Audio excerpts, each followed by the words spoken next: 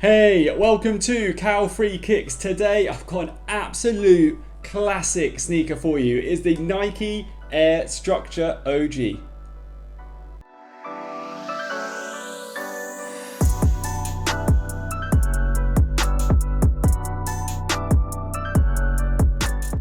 I'm so excited to get the review started for this Nike Air Structure OG. But before I do, if you haven't seen one of my videos before, I always look into 5 main things when I review a pair of shoes. At the end of the video, I'll then give them an overall rating out of 5 stars. If you like what you see as you're going along, do not forget to click the little thumbs up like button below on your device. Whilst you're down there, if you haven't already, take the time to subscribe to the channel if you want to, and if you click the little bell next to it, you'll get a notification every time a review drops on the channel. Let's not hold this up any longer. I really want to show you these Nike Air Structure OGs on feet.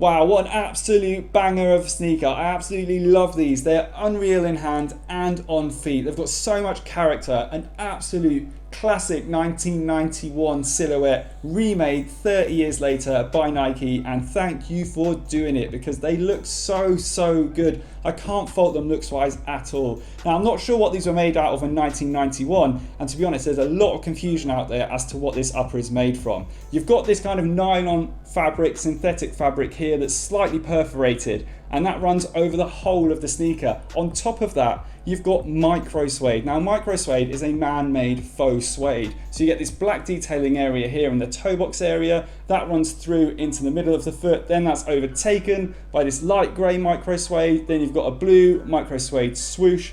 Don't forget it's all man-made, so these are, I believe, leather free. As you move round to the back of the heel, you've got this larger plastic TPU area that rises up towards the back of the heel cup. It sinks down at the bottom of the heel cup there to make way for this Nike Air embroidery on the back, which I absolutely love. It's a real classic of old Nike Air Max sneakers.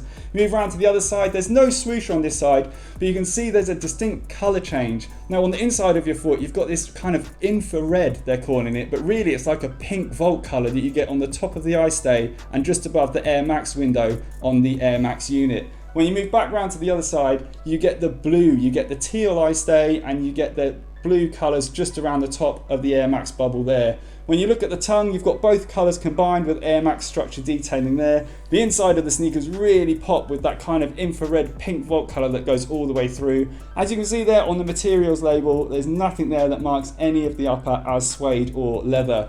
When you move to the middle of the sneaker, you've got the midsole, which is the Air Max classic unit with the air bubble visible there. When you move to the bottom of the sneaker, you've got classic Air Max waffle detailing on the bottom, again with the two colours very prominent on the sole. Absolutely love these sneakers and the way they look. Now I want to see how comfortable they are by testing them out on my back doorstep.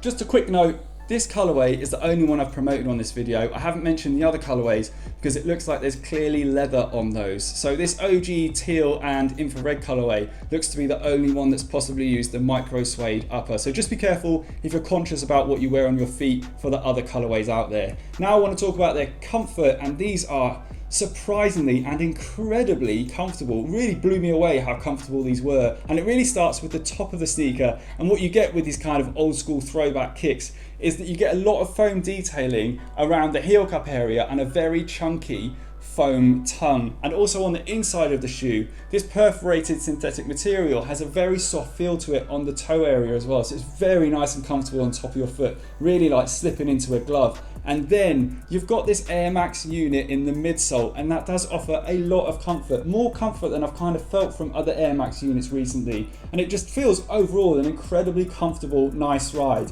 Now this Air Max unit is going to be a little bit firmer than normal, and you can see that on the step test. It's not quite as bouncy and responsive as like a foam midsole, like a Boost or a React, but it still does offer a really, really good and surprising level of comfort. Now I want to move on to their weight, where I'm going to pop them on the scales to see how much they weigh.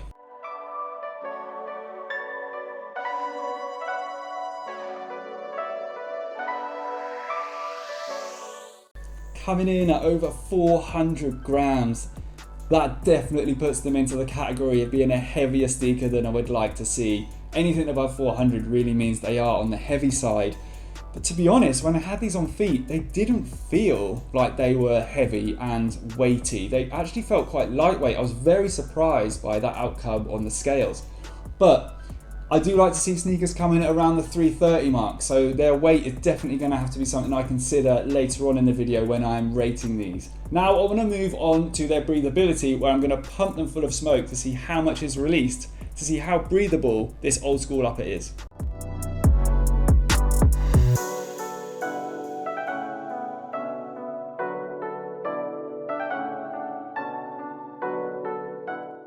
What a result in the breathability test. These Nike Air Structure OGs are incredibly breathable, and more breathable than I thought they would be, because you have got a lot of areas covered in micro suede, but where you've got the exposed synthetic perforated fabric just here in the toe box and these parts of the shoe just around the side, the smoke really does escape in large amounts and very quickly. And also when I held these up to the light afterwards, you can see that the light does shine through nicely in those parts of the shoe. So I do think you're going to get a very nice breathable pair of kicks with these.